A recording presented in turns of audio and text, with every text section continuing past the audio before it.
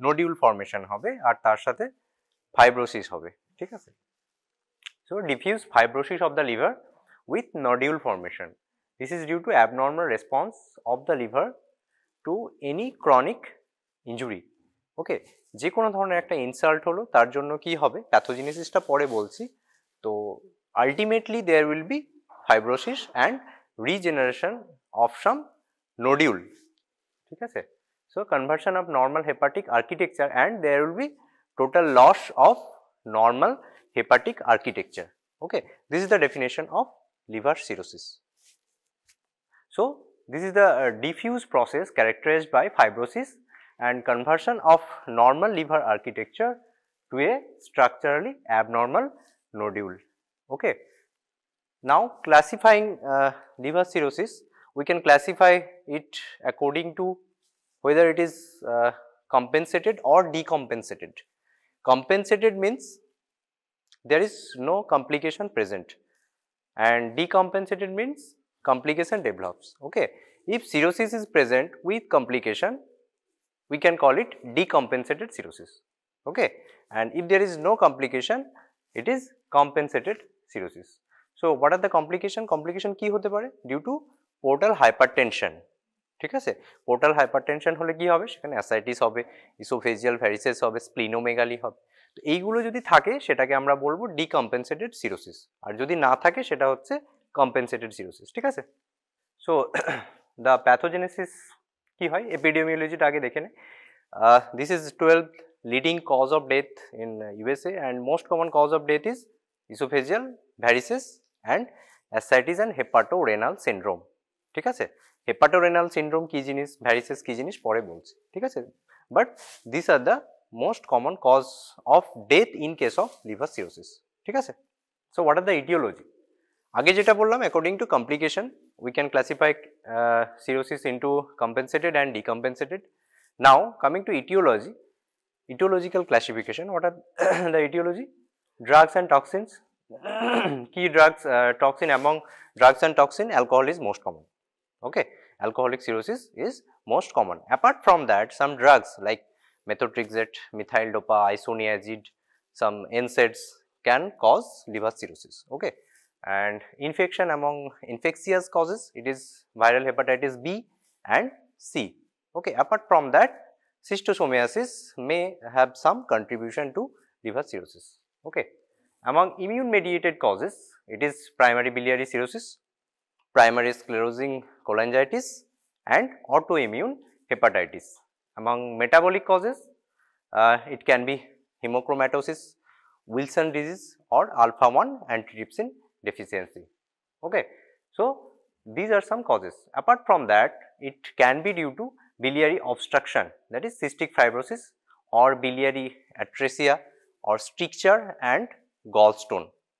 Okay, and cardiovascular causes, chronic right heart failure, Buerger syndrome and veno-occlusive disease. ঠিক আছে, these are some causes.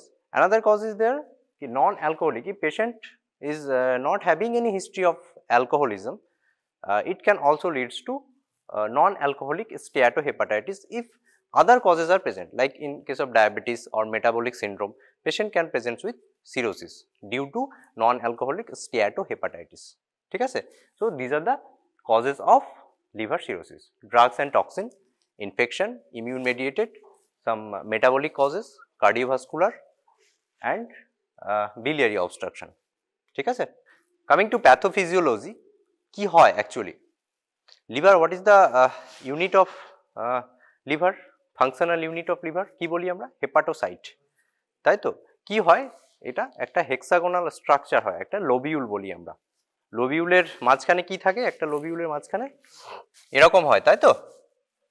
এখানে কি থাকে, hexagonal স্ট্রাকচারের এগুলো কি, এটা পোর্টাল ট্রায়াড, তাই তো। পোর্টাল ট্রায়াডে কি কি থাকে, একটা পোর্টাল ট্রায়াডে বল, portal vein, then bile duct and hepatic artery, good. আর এই মাঝখানেরটা কি, সেন্ট্রাল ভেন, ঠিক আছে। আর এখান থেকে যে এগুলো থাকে, এখানে তোর হেপাটোসাইট গুলো থাকবে এরকম ভাবে, তাই তো। দিজ আর হেপাটোসাইট, আর হেপাটোসাইট এর মাঝখানে একটা স্পেস থাকে, সেটাকে কি বলি? স্পেস অফ ডিসি, তাই তো, বা সাইনুসয়েডাল স্পেস, আমরা বলি সাইনুসয়েডাল স্পেস।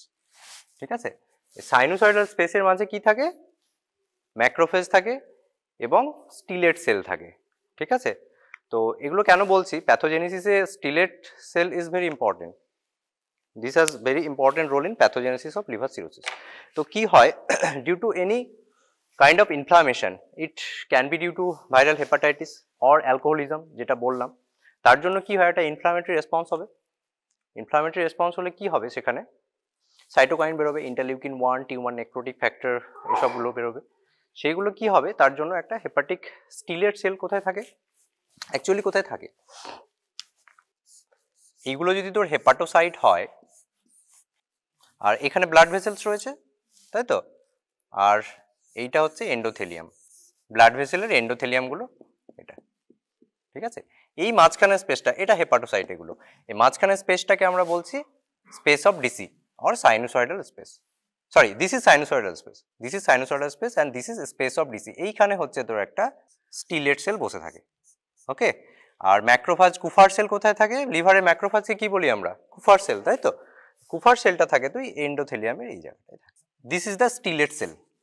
ওকে, তো কি হয় যখন ক্রনিক ইনফ্লামেশন কিছু হয়, তখন কি হয়? স্টিলেট সেল অ্যাক্টিভেশন হবে, and this stellate cell transform itself into a myofibroblast.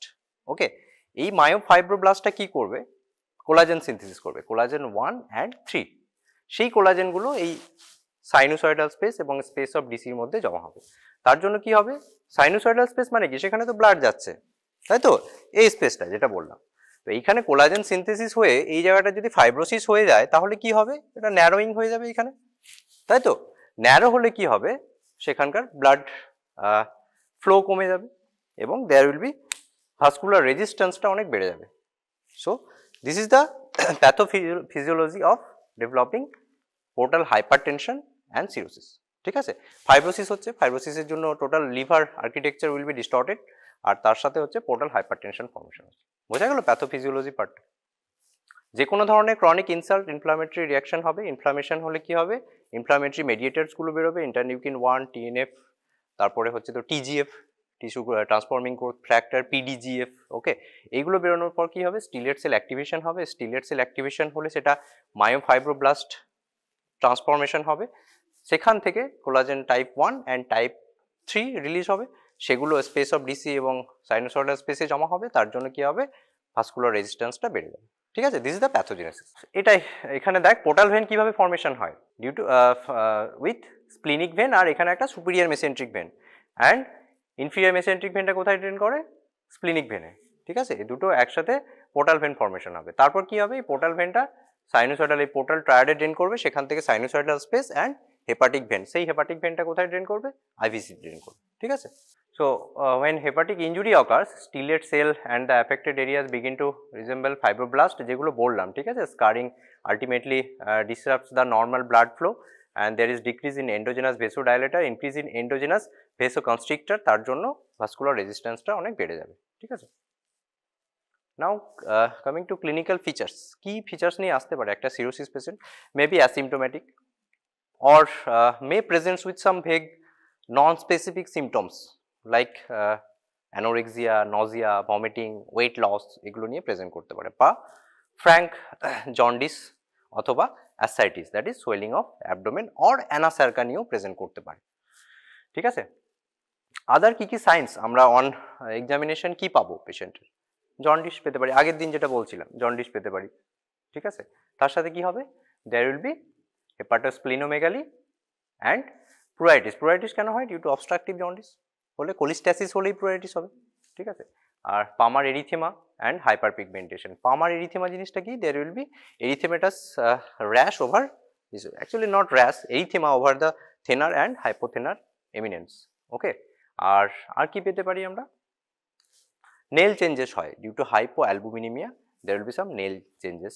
Okay, and enlargement of parotid enlargement হবে। There will be gynecomastia, that is increase in breast tissue, loss of axillary and pubic hairs, testicular atrophy, and other যেটা বললাম, তো non specific sign that is right upper quadrant pain, fever, nausea, vomiting and diarrhoea. ঠিক আছে, পামার erythema আর একটা জিনিস আছে তোদের যেটা বলা spider naevi. Spider naevi is nothing but যেখানে তোর SVC superior vena cava drain করছে সেই সাইডগুলোতে প্রমিনেন্ট ভাস্কুলার মানে ভেসেলগুলো প্রমিনেন্ট হয় এবং সেখান থেকে অনেকগুলো ব্রাঞ্চিং হয়, তো এরকম স্পাইডারের মতো ব্রাঞ্চিং। হ্যাঁ, তো that is called spider angioma. This is nothing but due to increase oestrogen level বেশি থাকার জন্য এটা হয় palmar erythema and spider naevi. তো palmar erythema and spider naevi demonstrate করতে বললে তোদের লং কেস আসে, তো cirrhosis of liver and ascites long case আসবে। ঠিক আছে, তো সেটা ডেমনস্ট্রেট করতে বললে কিভাবে করবি, স্পাইডার অ্যাঞ্জিওমাটা কি হয়, ভেসেল মাঝখানে একটা ভেসেলস ডাইলেটেড হয়, এরকম হয় একটা ডাইলেটেড ভেসেলস থাকে, তার সারাউন্ডিং এরকম ছোট ছোট কোল্যাটারালস থাকে। ঠিক আছে, তো পিন হেড দিয়ে তোকে এটা প্রেস করতে হবে এই জায়গাটা। ঠিক আছে, প্রেস করলে কি হবে, ব্ল্যাঞ্চিং হয়ে যাবে, সেখান থেকে ব্লাড গুলো সরে যাবে। আবার যখন তুই সরিয়ে নিবি পিন হেডটা, তখন চারপাশ থেকে পুরো ব্লাডগুলো ফিল আপ হবে। That is the demonstration of spider angioma. Same as palmar erythema যদি ডেমনস্ট্রেট করতে বলে কিভাবে করবি, অনেক সময় ওই আমাদের স্লাইডিং গ্লাস স্লাইডগুলো দিয়ে করতে বলে, বা হাত দিয়ে এরকম প্রেস করে ব্ল্যাঞ্চ করলি, ছেড়ে দিলি, আবার ব্লাড চলে এলো। ঠিক আছে, that is the demonstration of palmar erythema and spider angioma. ঠিক আছে, অনেক সময় এগুলো ডেমনস্ট্রেট করতে বলে লং কেসে। আর যেগুলো স্টিগমাটা বলে জেনারেলি, যেটা stigmata of chronic liver disease, that is parotid swelling, gynaecomastia, testicular atrophy and others হচ্ছে তোর loss of axillary and pubic hairs. So this is the clinical features in নার্সেল। দ্যাট ইজ নিউরোলজিক্যাল কি হতে পারে, hepatic encephalopathy due to complications, peripheral neuropathy, asterixis আগের দিন বলেছিলাম, কি বল অ্যাস্ট্রেক্সিস জিনিসটা, যে পেশেন্টগুলোর hepatic chronic liver decompensated chronic liver disease পেশেন্টের কমপ্লিকেশন হয়েছে, মানে হেপাটিক এনসেফালোপ্যাথি ডেভেলপ করে গেছে, তাদের ক্ষেত্রে আমরা স্টেজ 1 and 2 তে পাবো। কি পাবো, patient you have to ask the patient to fold like this flexion of this extension of elbow joint in 90 degree. ওকে, 90 ডিগ্রিতে তোকে বলতে হবে এরকম ভাবে হাতটা ধরে, আর এলবোটা এক্সটেন্ড থাকবে। এরকম যদি আমরা বলি, patient can't retain this position. Okay, কি হবে, এরকম flapping tremor. This is called flapping tremor. This is not only seen in hepatic encephalopathy but due to any kind of encephalopathy like uremic encephalopathy or other metabolic encephalopathy we can find. Okay, আর কি পেতে পারি আমরা, gastrointestinal findings কি, Nazia, vomiting, anorexia, এগুলো বললাম, dull, abdominal pain, oesophageal varices, haematemesis, melaena, patient can present with melaena or hematemesis, that is upper GI bleeding. Okay, testicular atrophy, gynecomastia, amenorrhea in case of female, and jaundice, spider angioma, palmar erythema, pruritus, petechiae and caput medusa. Caput medusa জিনিসটা কি, prominent হবে। হ্যাঁ হ্যাঁ, কোথায় হয় এটা, around umbilicus. হ্যাঁ, তো এটা কেন হয়, due to porto systemic shunt কোথায় কোথায় থাকে, lower portion of oesophagus, over the liver, rectum, আর কি থাকে, অ্যান্টেরিয়র অ্যাবডোমিনাল ওয়াল, মোটামুটি এই জায়গাগুলোতে পোর্টো সিস্টেমিক অ্যানাস্টোমোসিস হয়। এবার যখন তোর পোর্টাল হাইপারটেনশন ডেভেলপ করছে, তখন কি হচ্ছে, যে পোর্টাল ভেন থেকে যে ব্লাড, গার্ড থেকে যে ব্লাডগুলো আসছে সেটা লিভারে যেতে পারছে না, যেহেতু সিস্টেমিক পোর্টাল হাইপারটেনশন হচ্ছে, তার জন্য সেগুলো কি হবে, বাইপাস করে সিস্টেমিক সার্কুলেশনে যাবে। তো বাইপাসটা কোথায় কোথায় করবে, যেখানে পোর্টো সিস্টেমিক অ্যানাস্টোমোসিস রয়েছে সেখানে বাইপাস করবে। তো সেখানে হচ্ছে তোর lower end of oesophagus, over anterior abdominal ওয়াল, তখন সেখানে কি হবে, তোর কোল্যাটারালগুলো প্রমিনেন্ট হয়ে যাবে। প্রমিনেন্ট হলে সেখানে যদি কোল্যাটারালগুলো প্রমিনেন্ট হয়ে সেখানে ছিঁড়ে যায়, তাহলে কি ভ্যারিসেস নিয়ে প্রেজেন্ট করবে এবং সেটা আপার জিআই ব্লিডিং নিয়ে প্রেজেন্ট করবে। ঠিক আছে, যদি রেকটামের যেখানে অ্যানাস্টোমোসিস আছে সেটা যদি ডিসরাপ্ট হয়ে যায়, তাহলে হেমাটোমেসিস মেলিনা এবং হেমাটোচেজিয়া নিয়ে প্রেজেন্ট করতে পারে। ঠিক আছে, তো যদি অ্যান্টেরিয়র অ্যাবডোমিনাল ওয়ালে এটা কোল্যাটারালসগুলো প্রমিনেন্ট হয়, তখন সেটাকে আমরা বলি ক্যাপুট মেডুসা। আর কি হতে পারে, haematological abnormality, anaemia, thrombocytopenia, leucopenia and coagulation disorder and splenomegaly. Coagulation abnormality কেন হয় বলছি পরে। আর কার্ডিওভাস্কুলার কি হতে পারে, peripheral oedema, that is pedal oedema, ascites and fluid retention. ঠিক আছে, this is the jaundice. Laboratory abnormality কি হতে পারে, এখানে হাইপোঅ্যালবুমিনেমিয়া হবে। ঠিক আছে, any chronic liver disease will present with hypoalbuminaemia. আগের দিন বলেছিলাম অ্যালবুমিনের হাফ লাইফ কত, 20 to 21 days. So any kind of chronic liver disease will present with hypoalbuminemia, raised prothrombin time, thrombocytopenia, elevated liver enzyme that is AST, ALT and gamma GT. Okay. Bilirubin, অনেক সময় bilirubin কি হয়, chronic liver ডিজিজের পেশেন্টের bilirubin নাও বাড়তে পারে। কেন? কারণ already সেখানে ফাইব্রোসিস হয়ে আছে, ঠিক আছে, বিলিরুবিনটা বেরোবে কোথা থেকে, তাই তো? তো তার জন্য ক্রনিক লিভার ডিজিজ পেশেন্ট অনেক সময় mild elevation of bilirubin you can get. Okay, আর কি ডায়াগনোসিস অফ ইটিওলজিক্যাল ডায়াগনোসিস করতে গেলে আমাদের কি কি, তবে apart from this alcohol others যে কজগুলো রয়েছে in India, you should not forget about TB. Okay, TB peritonitis হয়ে সেখানে অ্যাসাইটিস হয়ে যায়। তো তার জন্য আমরা কি করি, এই অ্যাসাইটিক ফ্লুইডের স্টাডি করতে হবে। অ্যাসাইটিক ফ্লুইড এটা দেখতে হবে আমাদের, serum albumin and ascitic fluid albumin গ্রেডিয়েন্টটা দেখি। If it is more than 1.1 it is most likely due to portal hypertension, and if it is less than 1.1 it is due to some local causes that can be malignant, can be tuberculosis or any local causes of peritonitis, ঠিক আছে। আর কি হতে পারে, CBC that is complete blood count, fluid culture and imaging, ultrasound abdomen করতে হবে, একটা endoscopy করতে হবে to see the esophageal varices, and if ultrasound is non suggestive, যদি কিছু না পাওয়া যায় we can go for CECT abdomen. Okay, and liver biopsy rarely done, but to find out the etiology we can go for liver biopsy, ঠিক আছে, and hepatitis B and C marker এগুলো আমাদের দেখতে হবে, ঠিক আছে। So these are the investigations. Child scoring system, grading system of chronic liver disease is due to assess the prognosisটা কেমন হতে পারে একটা CLD পেশেন্টের, তার জন্য আমরা স্কোরিং সিস্টেমটা করি। কি কি প্যারামিটারস রয়েছে এখানে, total bilirubin, albumin, ascites, encephalopathy, prothrombin time, ঠিক আছে। অ্যাকর্ডিং টু দ্যাট এইগুলো আমরা স্কোর 1 যদি বিলিরুবিন 1 to 2 থাকে, 2 to 3 থাকলে it is 2, and if it is more than 3 it is 3.3। তো এইগুলো সবগুলো আমাদের ক্যালকুলেট করে দেখতে হবে if it is grade A, B or C. If it is grade A that is less than 7 points, and grade B কখন বলবো, 7 থেকে 9 পয়েন্টস হলে, and grade C is 10 to 15 points. So these classes correlate with 1 and 2 year survival. Okay, if it is grade A, যদি grade A হয় তাহলে 1 year survival rate is 100%, 2 year survival rate is 85%. According to that যদি B হয় 80 and 60%, C হলে 45 and 35%. So to assess prognosis we can grade this scoring system. Okay, child poop grading scoring system বোঝা গেল। এইখানে তো দেখতে হবে bilirubin কত আছে, অ্যালবুমিন কত আছে, অ্যাসাইটিস আছে মাইল্ড অথবা মডারেট, এনসেফালোপ্যাথি আছে গ্রেড 1, 2 or grade 3। এনসেফালোপ্যাথির গ্রেডিংটা বলছি পরে। পি টাইম প্রলং কত, prolong 1 to 4, 4 to 6 second or more than 6 seconds of normal, সেই অনুযায়ী আমাদের এইগুলো সবগুলো ক্যালকুলেট করতে হবে, টোটাল করতে হবে, টোটাল করে দেখতে হবে কত হচ্ছে, ঠিক আছে। If it is less than 7 it is grade 1, 7 to 9 grade B, and 10 to 15 হলো গ্রেড C, ঠিক আছে। নাও কামিং টু ম্যানেজমেন্ট, CLD পেশেন্টের ম্যানেজমেন্ট কীভাবে করি আমি।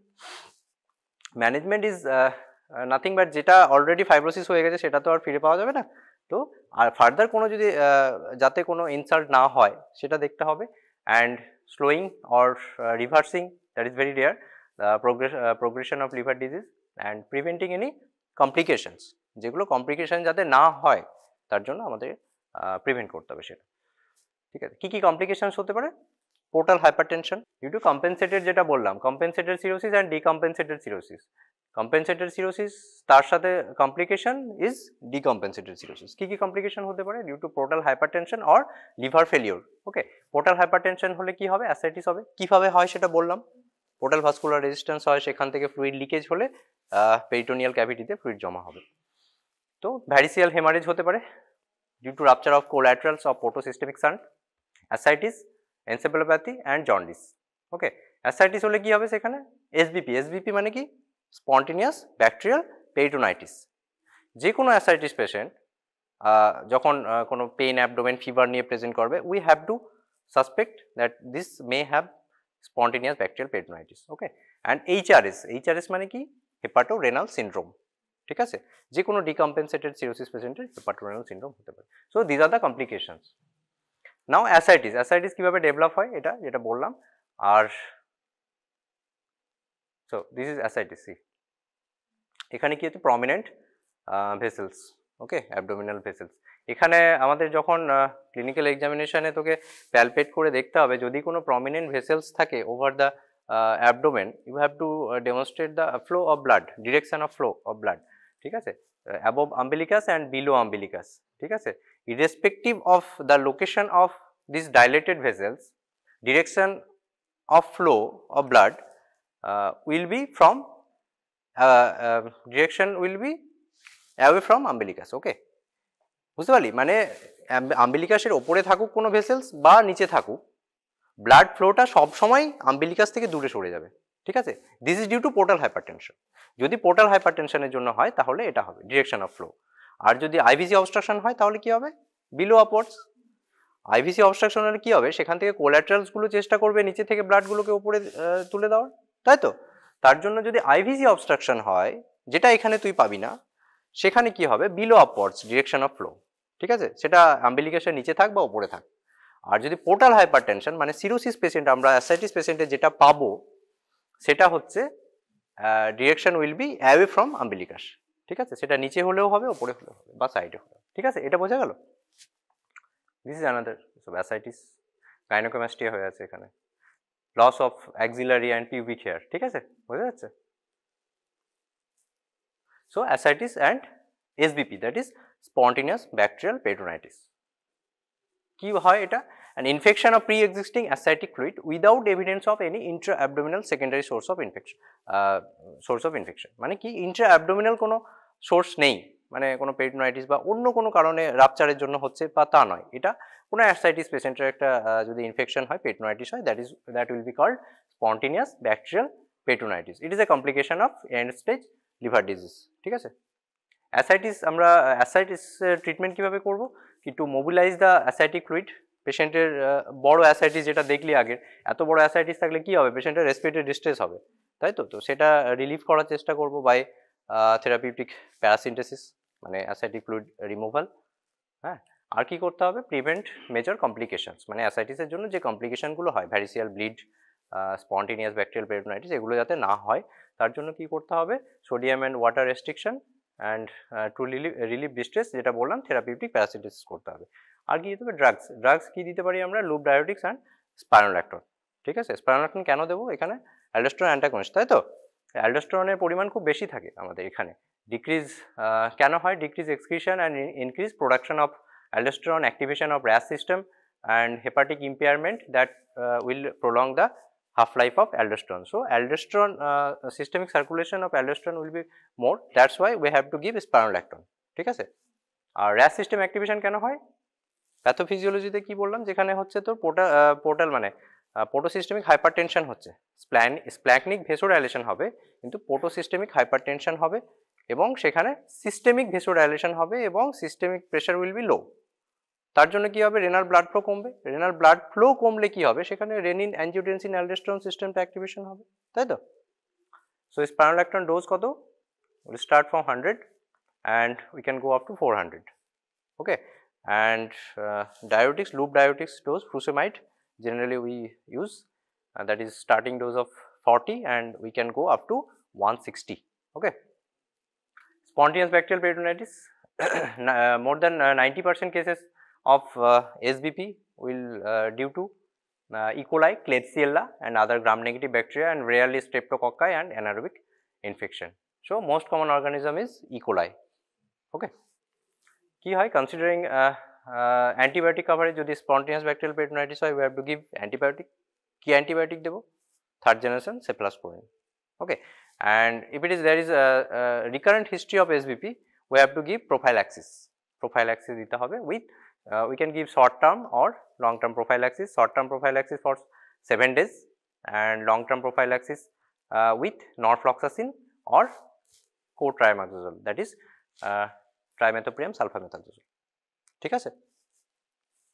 This is all about SBP, spontaneous bacterial peritonitis. এটা অনেক সময় শর্ট নোট আসে তোদের SBP, তো ওটা লিখতে হবে কেন হয়, ডেভেলপ করছে, ডেফিনেশন লিখবি, কি কি অর্গানিজম, ইটিওলজি অ্যান্ড প্যাথোজেনেসিসটা বলতে হবে, কীভাবে অ্যাসাইটিস ডেভেলপ করছে এবং তার থেকে হচ্ছে, এবং ট্রিটমেন্ট অ্যান্ড প্রোফাইল্যাক্সিস, ঠিক আছে। নাও পোর্টাল হাইপারটেনশন যেটা বললাম কখন হবে, যদি portal pressure is more than 12 millimeter of mercury হয়, then we can call it portal hypertension, okay. Varices formation, how varices are formed, এটা বললাম পোর্টাল হাইপারটেনশন ব্লাড কোথায় যায় প্রথমে উইল ফ্লো ব্যাকওয়ার্ড। এখানে হাইপারটেনশন কি হলে কি হবে যে পোর্টাল ভেন যে গার্ড থেকে যে ব্লাডগুলো ড্রেন করছিল সেটা তো লিভারে যেতে পারবে না, তার জন্য কি হবে একটা ব্যাকফ্লো হবে। ব্যাকফ্লো হলে কি হবে যেখানে স্প্লিনোমেগালি পাবো আমরা এবং there will be dilated collaterals oesophageal varices and caput medusa যেগুলো বললাম, ঠিক আছে। So upper GI bleeding, primary prophylaxis, treatment of acute variceal haemorrhage and secondary prophylaxis. কি হয় যেগুলো ভ্যারিসিয়াল পেশেন্ট কি আমাদের এমার্জেন্সিতে কি নিয়ে আসে একটা অ্যাকিউট হেমাটেমেসিস অ্যান্ড ম্যালিনা নিয়ে প্রেজেন্ট করে, তো সেই পেশেন্টগুলো আমরা কিভাবে ম্যানেজ করব। তো we can give for primary prophylaxis, that is যে পেশেন্টগুলোর CLD decompensated chronic liver disease আছে কিন্তু এখনো ব্লিড করেনি, তাদের ক্ষেত্রে আমরা প্রোফাইল্যাক্সিস দেবো, প্রাইমারি প্রোফাইল্যাক্সিস, যাতে ব্লিড না হয়, তাই তো। যেগুলো অ্যাক্টিভ ব্লিডিং হচ্ছে তার অ্যাক্টিভ ব্লিডিং এর ট্রিটমেন্ট করতে হবে এবং অলরেডি যাদের ব্লিডিং হয়েছে তাদের একটা সেকেন্ডারি প্রোফাইল্যাক্সিস দিতে হবে যাতে ফার্দার ব্লিড না হয়, ঠিক আছে। প্রাইমারি প্রোফাইল্যাক্সিসে কি দেবো, যাদের ব্লিড অলরেডি হয়নি কিন্তু পেশেন্টের ভ্যারিসেস রয়েছে on endoscopy, so we have to give non selective beta blocker, okay, that is propranolol, we can give propranolol or nadolol, ঠিক আছে। কিভাবে হয়, কিভাবে কাজ করে এটা, beta one beta two blocker, তাই তো। তো বিটা ওয়ান ব্লক করলে কি হবে, কার্ডিয়াক আউটপুট কম হবে, অ্যান্ড বিটা টু ব্লক করলে স্প্ল্যাকনিক ব্লাড ফ্লোটা কমে যাচ্ছে, ঠিক আছে। তার জন্য পোর্টাল হাইপারটেনশনটা অনেকটা কমবে, reduce portal pressure by reducing portal venous flow, okay. কত ডোজ, কত propranolol, 10 milligram TDS, we have to start 10 milligram TDS, we can increase from that, অথবা হচ্ছে তো ন্যাডোলল 20 মিলিগ্রাম QDS, ঠিক আছে। Nitrates may be considered if patient is intolerant or there is any contraindication to beta blocker, ঠিক আছে। যদি beta blocker, generally আমরা beta blocker দিই, প্রোপ্রানোলটা বেশি ইউজ হয়। যদি ইউজ করতে না পারি বা কোনো কন্ট্রাইন্ডিকেশন থাকে like heart rate is less than 55 or BP's systolic blood pressure is less than 90, then we can also give nitrate, ঠিক আছে। অ্যাকিউট ভ্যারিসিয়াল ব্লিডিং এর আমরা কি করতে হবে, সেখানে এন্ডোস্কোপিক ভ্যারিসিয়াল লাইগেশন করতে হবে, এন্ডোস্কোপি করে immediate, then we have to give secondary prophylaxis, okay, to prevent further bleeding. Secondary prophylaxis কিভাবে দিতে পারি, আচ্ছা অ্যাকিউট ব্লিডিং এর আমরা দুটো মেথড, একটা হচ্ছে তোর medical management and another is endoscopic EVL, যেটা বললাম। মেডিকেল ম্যানেজমেন্টে আমরা কি করবো, পেশেন্ট যদি শকে থাকে, hypovolemic shock, we have to replace fluid and have to give vasoactive drug, that is somatostatin analogue, somatostatin analogue, that is terlipressin or octreotide, ঠিক আছে। অক্টিওট্রাইডের ডোজ কত, বোলাস হচ্ছে 50 to 100 microgram followed by continuous infusion of 25 microgram per hour, ঠিক আছে। And secondary prophylaxis, we can give combination therapy, that is EVL, endoscopic variceal ligation with beta blocker, okay. Beta blocker যেগুলো বললাম প্রোপ্রানোল দিতে হবে, তার সাথে endoscopic ligation করতে হবে, দিস ইজ সেকেন্ডারি প্রোফাইল্যাক্সিস, ঠিক আছে। বোঝা গেল primary prophylaxis, management of acute bleeding and secondary prophylaxis of acute variceal bleeding, ঠিক আছে। সার্জিক্যাল ম্যানেজমেন্ট কি, প্রোটোসিস্টেমিক শান্ট করতে হবে এখানে, ঠিক আছে। টিপস যেটা বলি আমরা, সেম থিং, পোর্টাল হাইপারটেনশন। আচ্ছা, this is causes of portal hypertension according to sinusoidal level, we can categorise it into pre sinusoidal, sinusoidal and post sinusoidal, মানে এটা পোর্টাল হাইপারটেনশনের কজ এগুলো, ঠিক আছে। This are the causes that can develop CLD, chronic liver disease, ঠিক আছে। Extra hepatic post sinusoidal মানে কি, লিভারের বাইরে কিন্তু যখন তোর হেপাটিক ভেনটা আইভিসিতে ড্রেন করছে এবং সেখান থেকে যতক্ষণ রাইট হার্টে পৌঁছাচ্ছে তার আগে অবধি যদি কোনো অবস্ট্রাকশন থাকে লাইক ভেনো অক্লুসিভ ডিজিজ, বার্চিয়েরি সিনড্রোম, কি হয় এখানে অবস্ট্রাকশন হয়, কোনো আইভিসি ওয়েভ থাকে, তার জন্য ব্লাডটা হেপাটিক ভেনাস ফ্লোটা রাইট এট্রিয়ামে যাচ্ছে না ঠিকঠাক, তার জন্য কি হচ্ছে ব্যাক প্রেসার হচ্ছে, সেখান থেকে একটা পোর্টাল হাইপারটেনশন ডেভেলপ করছে, ওকে। সাইনোসয়েডাল হতে পারে, মানে যে সাইনোসয়েডাল স্পেসের লেভেলে যদি কোনো প্যাথোলজি থাকে লাইক সিরোসিস, যেটা বললাম সিরোসিস, লিভার সিরোসিস, অথবা হচ্ছে তোর ইন্ট্রাহেপাটিক কিন্তু প্রি সাইনোসয়েডাল, সেটা সিস্টোসোমিয়াসিস, সাইকোয়েডোসিস অথবা congenital hepatic fibrosis. And another term is extra hepatic pre sinusoidal, extra hepatic বা before reaching the sinusoidal space, that is portal venous thrombosis যদি হয়। These are the causes of portal hypertension, ঠিক আছে, বোঝা গেল। মানে এখানে হচ্ছে তো প্রি সাইনোসয়েডাল, মানে সাইনোসয়েডালে ঢোকার আগে, সেটা লিভারের মধ্যে হতে পারে অথবা বাইরে হতে পারে, যদি বাইরে হয় কোথায় হবে, পোর্টাল ভেন, পোর্টাল ভেনে থ্রম্বোসিস হতে পারে, অথবা হচ্ছে pre sinusoidal, schistosomiasis is the most common cause, আর যদি সাইনোসয়েডাল হয় cirrhosis is the most common cause, আর সাইনোসয়েডের বাইরে বিফোর রিচিং দ্য হার্ট মানে আইবিসি হেপাটিক ভেনে হতে পারে, আইবিসিতে হতে পারে, সেটা কি হয় বার্চিয়ারি সিনড্রোম। ঠিক আছে, পোর্টাল হাইপারটেনশন তো লং কোশ্চেন আছে, পোর্টাল হাইপারটেনশনের কজ এগুলো লিখতে হবে, definition that is more than 12 millimetre of mercury. তারপরে হচ্ছে তোর অ্যাকর্ডিং টু ম্যানেজমেন্ট তোর সিরোসিসের ম্যানেজমেন্টটা জিজ্ঞেস করতে পারে। So this are the clinical features of portal hypertension যেগুলো বললাম, splenomegaly, esophageal varices and ascites. See, these are grossly dilated collaterals over the anterior abdominal wall and caput medusa যেটা বললি। ঠিক আছে, now hepatic encephalopathy কি হয়, that is CNS disturbances with wide range of neuropsychiatric manifestation in a case of decompensated chronic liver disease। কি হয় actually, যেখানে guard derived neurotoxin গুলো লিভারে ডিটক্সিফিকেশন হয়, তাই তো, কিন্তু এখানে লিভারটা কাজ করছে না, তার জন্য সেটা বাইপাস করে সিএনএসে যাবে, প্রথমে হার্টে যাবে, সেখান থেকে সিএনএসে যাবে, ব্রেনে যাবে। সেখান থেকে কি হয়, মোস্টলি টক্সিন, কি টক্সিন থাকে, ammonia and glutamate is the main.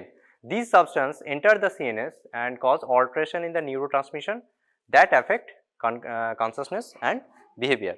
That is the by definition of hepatic encephalopathy. Okay.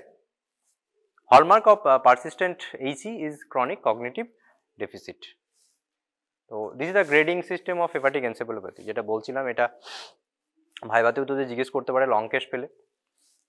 So we have to check this level of consciousness, personality or intellect or neurological abnormality.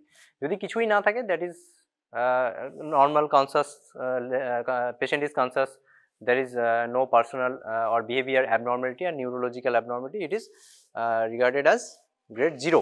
Okay, grade 1 কি, patient একটু মনে হচ্ছে alter sleep cycle, ওই জন্য আমরা যখন কোনো chronic liver ডিজিজের patient history নিই, জিজ্ঞেস করতে হবে পেশেন্টের পার্সোনাল হিস্ট্রির মধ্যে পেশেন্টের স্লিপ কেমন হয়। যদি অনেক সময় কি হয়, hepatic encephalopathy patient early stage, that is grade 1 inversion of sleep cycle, মানে রাত্রে ঘুমাবে না কিন্তু সারাদিন ঘুমাচ্ছে। ঠিক আছে, that is also considered as grade 1 of hepatic encephalopathy.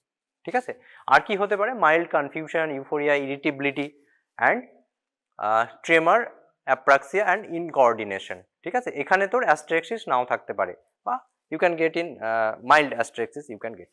ঠিক আছে, অ্যাস্ট্রেক্সিস যেটা হেপাটিক ফ্ল্যাপ। 2তে কি হবে, patient will be drowsy, lethargic and there will be gross behavioural changes, asterixis and abnormal reflexes. ঠিক আছে, এখানে অ্যাস্ট্রেক্সিস পাবি।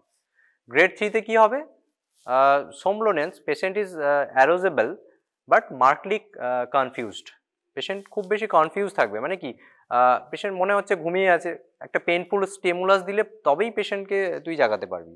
ঠিক আছে, and unable to perform any mental task, that is daily activities perform করতে পারবে না। In case of grade 3 there may not be asterixis, মানে কি পেশেন্ট এত বেশি ঘুমাচ্ছে, এত ড্রাউজি হয়ে আছে, তুই তো এটা ওকে পারফর্ম করতে বলতেই পারবি না, পেশেন্ট এটা করতেই পারবে না যে তুমি একটা হ্যান্ডটা এক্সটেন্ড করো, এটা রিস্ট জয়েন্টটা এরকম এক্সটেন্ড করে তুমি এ করো, সেটা তো করতেই পারবে না।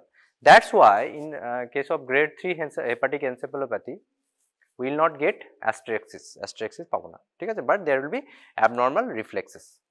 And last is stage 4, that is comatose stage, and there will be positive Babinski sign. Babinski sign কি, গ্রেড তো কি হবে, প্ল্যান্টার এক্সটেনশন, তাই তো, অ্যান্ড ফ্যানিং অফ আদার টোজ। ওটা টার্মে বলতে হবে তো, ওইভাবে বললে হবে না। So these are the staging of hepatic encephalopathy, confusion to drowsiness, somnolence and coma. Okay, the same যেটা বললাম, recognizing astrexis এরকম flapping tremor হবে, and EEG করতে হবে, there will be gross abnormality in EEG, hepatic encap patient এর একটা EEG করে দেখতে হবে। Management, how to manage, to treat or remove precipitating causes, to reduce or eliminate protein intake, high protein intake আমরা নিষেধ করি, আর তার সাথে কি হচ্ছে, suppress or production of neurotoxin by bacteria in the bowel. ঠিক আছে, তো এটা কি করতে হবে, lactulose we have to give first, you have to remove that precipitating causes. What are the precipitating causes of hepatic encephalopathy in a case of CLD?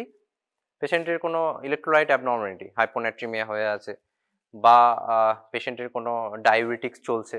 ঠিক আছে, we have to stop this diuretics and correct electrolyte, any kind of electrolyte abnormality, upper GI bleeding, that may also precipitate hepatic encephalopathy.